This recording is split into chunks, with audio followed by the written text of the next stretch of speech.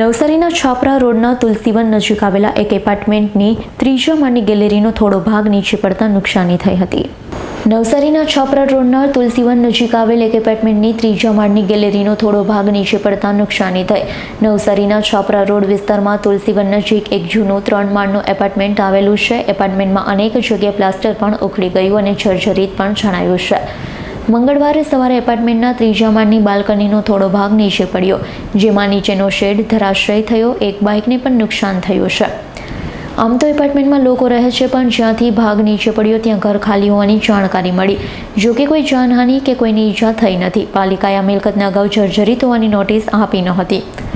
જો કે હવે આપી રહ્યાની જાણકારી પાલિકા સૂત્રોમાંથી મળી છે। મારું નામ નરેશભાઈ કલ્યાણભાઈ લાગ છે। હું ટાંકી બિલ્ડિંગની અંદર રહું છું। મારા ગ્રાઉન્ડ ફ્લોરની અંદર મારો રૂમ છે, તો તેના ઉપરના ત્રીજા માળના આ બાલ્કનીનો ભાગ ખરો ને ત્યાંથી સ્લેબ પડ્યો હતો। તો તેમાં હવે ગાડી હતી, એમાં એક ગાડીને નુકસાન થયું હતું, પણ અમારે જાનહાનિનું કોઈ નુકસાન થયું નથી। આ એપાર્ટમેન્ટ 30 વર્ષનું જૂનું છે।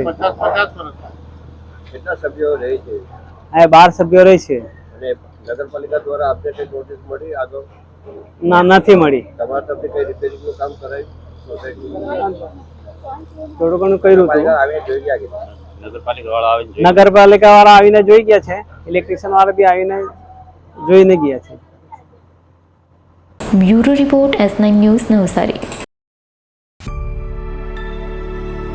અમારી તમામ માહિતીથી અપડેટ રહેવા માટે જોડાયેલા રહો S9 ન્યૂઝ સાથે।